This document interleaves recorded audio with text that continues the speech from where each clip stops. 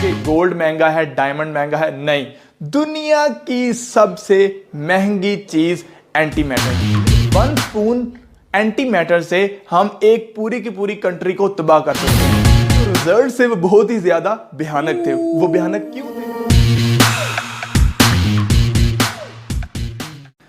अस्सलाम वालेकुम, my name is Fasiur Rahman and you are watching Nusrat foundation.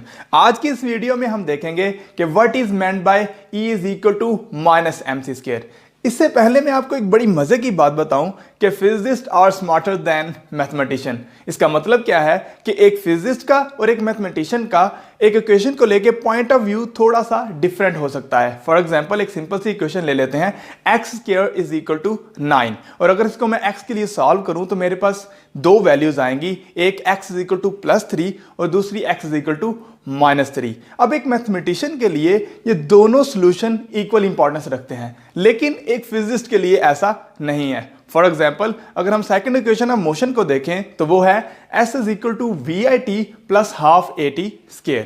और अगर इसको मैं थोड़ा सा रीअरेंज कर लूं तो मैं इसको लिख सकता हूं half AT² plus VIT minus S is equal to 0। अब ये एक सेकेंड ऑर्डर इक्वेशन है विद रिस्पेक्ट टू टाइम। अगर मैं इसको वक्त के लिए सॉल्व करूं तो मेरे पास टाइम की दो वैल्यूज आएंगी और उसमें से एक वैल्यू नेगेटिव भी हो सकती है। But what is meant by negative time? Negative time physically exist नहीं करता, हम टाइम में बैकवर्ड नहीं ट्रैवल कर सकते। तो इट मीन्स कि फिजिसिस्ट क्या करते हैं, नेगेटिव टाइम के सॉल्यूशन को डिस्कार्ड कर देते हैं और पॉजिटिव टाइम के सॉल्यूशन को रिजाइड करते हैं बिकॉज इट इज फिजिकल। लेकिन ये स्मार्टनेस सम टाइम आपको स्टूपिडिटी की तरफ भी ले जाती है। जैसे कि 1905 में एल्बर्ट आइंस्टाइन ने E is equal to minus MC² के सॉल्यूशन को डिस्कार्ड कर दिया था because it is not physical. लेकिन ये वो दौर था, ये वो इरा था जब दो रिसर्चेस बहुत ज्यादा जोरों शोर से की जा रही थी। एक क्वांटम मैकेनिक्स यानी study of small object like sub atomic particles, electron, proton and neutrons, और दूसरी तरफ फास्ट मूविंग ऑब्जेक्ट्स यानी कि स्पेशल थ्योरी ऑफ रिलेटिविटी को स्टडी किया जा रहा था। अब क्वांटम मैकेनिक्स के डेवलपमेंट में बहुत से साइंटिस्ट ने काम किया like Bohr, de Broglie, Planck, Heisenberg and ultimately एक इक्वेशन भी दी जो कि श्रोडिंगर इक्वेशन के नाम से फेमस है। अब इशू ये था कि जितने भी सब एटॉमिक पार्टिकल्स हैं like electron and proton and neutron, they are actually relativistic, और जो क्वांटम मैकेनिक्स की श्रोडिंगर इक्वेशन थी वो एक्चुअली नॉन रिलेटिविस्टिक इक्वेशन थी। अब प्रॉब्लम ये थी कि ऐसी थ्योरी डेवलप की जाए जिसमें क्वांटम मैकेनिक्स को मर्ज किया जाए स्पेशल थ्योरी ऑफ रिलेटिविटी के साथ। 1926 में Oskar Klein and Walter Gordon ने एक इक्वेशन दी जिसको क्लाइन गॉर्डन इक्वेशन के नाम से जाना जाता है। उसमें सिंपली उन्होंने किया क्या, उन्होंने रिलेटिविस्टिक एनर्जी पकड़ी स्पेशल थ्योरी ऑफ रिलेटिविटी से और उसमें क्वांटम मैकेनिकल ऑपरेटर्स को एम्बेड कर दिया। जैसा कि हम जानते हैं क्वांटम मैकेनिक्स में हर ऑब्जर्वेबल के अक्रॉस एक मैथमेटिकल ऑपरेटर होता है। एनर्जी के अक्रॉस एनर्जी का ऑपरेटर, मोमेंटम के अक्रॉस मोमेंटम का ऑपरेटर। और क्लाइन गॉर्डन ने किया क्या, सिंपली रिलेटिविस्टिक एनर्जी इक्वेशन को पकड़ा और उसमें एनर्जी की जगह एनर्जी का ऑपरेटर एम्बेड कर दिया और मोमेंटम की जगह मोमेंटम का ऑपरेटर एम्बेड कर दिया। और जब उसे सॉल्व किया तो जो रिजल्ट थे वो बहुत ही ज्यादा भयानक थे। वो भयानक क्यों थे? बिकॉज वो पार्टिकल की प्रोबेबिलिटीज को नेगेटिव प्रेडिक्ट कर रहे थे। But what is meant by negative probabilities? इसकी सिंपल सी एग्जांपल मैं आपको देता हूं। जैसा कि हम गूगल पे बारिश के होने के चांसेस के बारे में सर्च करते हैं तो हमें पता चलता है कि आज बारिश होने की प्रोबेबिलिटी 50% है, आज बारिश होने की प्रोबेबिलिटी 80% है। इट मीन्स कि बारिश होने के चांसेस बहुत ज्यादा हैं या बारिश होने के चांसेस बहुत कम है, यानी कि 0% प्रोबेबिलिटी है। इट मीन्स कि प्रोबेबिलिटी की जो रेंज है वो एक्चुअली 0% से लेके 100% है। लेकिन अगर मैं कहूं कि बारिश होने के चांसेस -20% है, that is not actually making any sense. So it means probability कभी भी नेगेटिव नहीं हो सकती। और यही इशू था क्लाइन गॉर्डन इक्वेशन के अंदर कि वो पार्टिकल्स की प्रोबेबिलिटी को नेगेटिव प्रेडिक्ट कर रही थी। और दूसरा उसमें जो इशू था वो ये था कि नेगेटिव एनर्जीज वैसे ही रिजाइड कर रही हैं जैसे कि स्पेशल थ्योरी ऑफ रिलेटिविटी में रिजाइड कर रही हैं। लेकिन इसने क्लू दे दिया कि किस तरीके से हम स्पेशल थ्योरी ऑफ रिलेटिविटी को क्वांटम मैकेनिक्स में मर्ज कर सकते हैं। और इस क्लू को यूज किया पॉल डिरैक ने। 1928 में पॉल डिरैक ने एक बहुत एलिगेंट, एक बहुत प्रोफाउंड इक्वेशन दी जिसको डिरैक इक्वेशन के नाम से जानते हैं। इसमें नेगेटिव प्रोबेबिलिटीज का आना एक्चुअली खत्म हो गया, लेकिन जो नेगेटिव एनर्जी सॉल्यूशन थे वो बिल्कुल वैसे ही रिजाइड कर रहे थे। अब यहां पे दो काम हो सकते थे।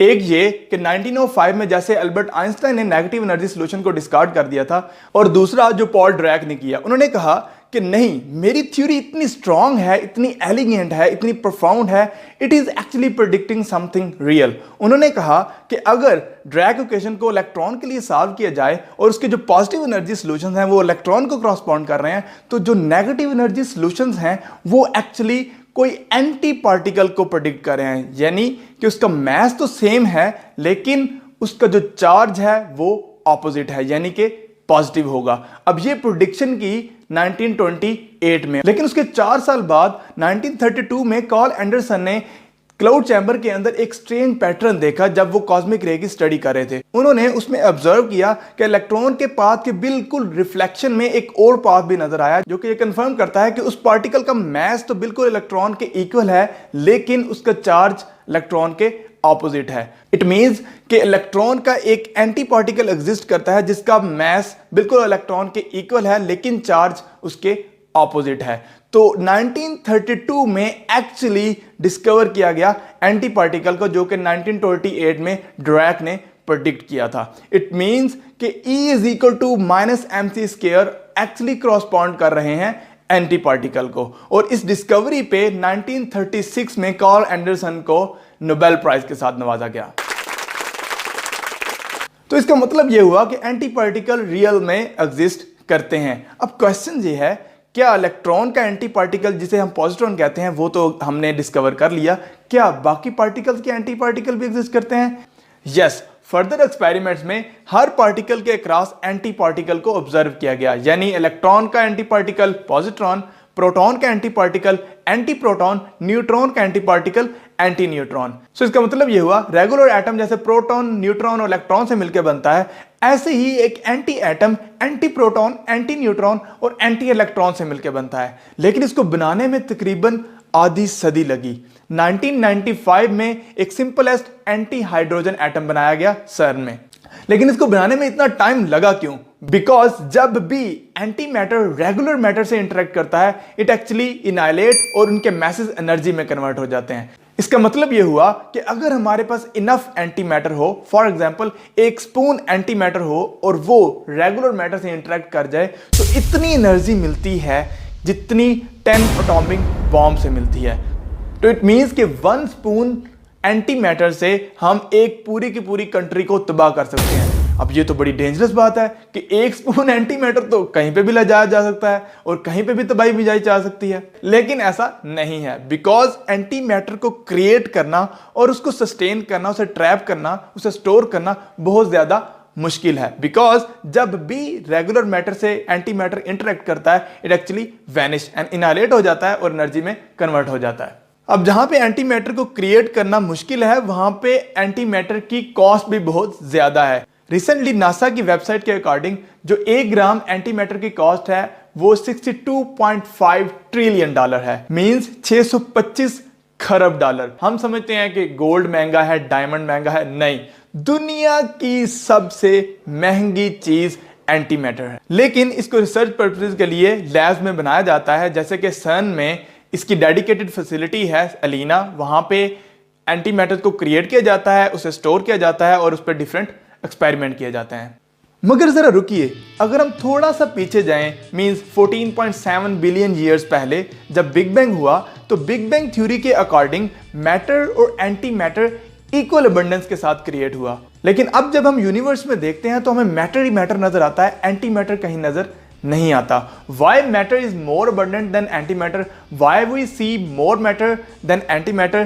ये टॉपिक है नेक्स्ट वीडियो। नो, ये टॉपिक नहीं है नेक्स्ट वीडियो का, बिकॉज अब तक किसी को नहीं पता कि why matter is more abundant than antimatter।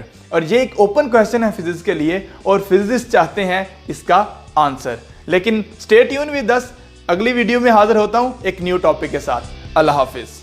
Last video में एक कमेंट था कि E is equal to mc square अगर मोशन से रिलेट नहीं करती तो यहाँ पे c स्क्वायर एक्चुअली क्या रिप्रेजेंट कर रहा है? तो सिंपली c स्क्वायर एक नंबर के तौर पर यहाँ पे बिहेव कर रहा है, एक कांस्टेंट के तौर पे बिहेव कर रहा है, एक कन्वर्जन कांस्टेंट के तौर पे बिहेव कर रहा है, जो कि ये बताता है कि कितना मैस होगा तो कितनी एनर्जी क्रिएट होगी, या अगर हम एनर्जी से मैस क्रिएट करना चाहते हैं तो कितना मैस क्रिएट हो सकता है। जस्ट एक नंबर की तरह बिहेव कर रहा है। इसकी एक सिंपल सी एग्जाम्पल मैं बता देता हूँ कि जैसे हम kg को ग्राम में कन्वर्ट करते हैं तो 10 टू द पावर 3 का फैक्टर मल्टीप्लाई करना पड़ता है ग्राम के साथ, तो हम रिलेट कर देते हैं केजी को ग्राम्स के साथ। बिल्कुल इसी तरह मैस को एनर्जी से रिलेट करने के लिए एक फिजिकल कांस्टेंट यूज किया जो कि सी स्क्वायर है, एक कन्वर्जन कांस्टेंट के तौर पर यूज होता है।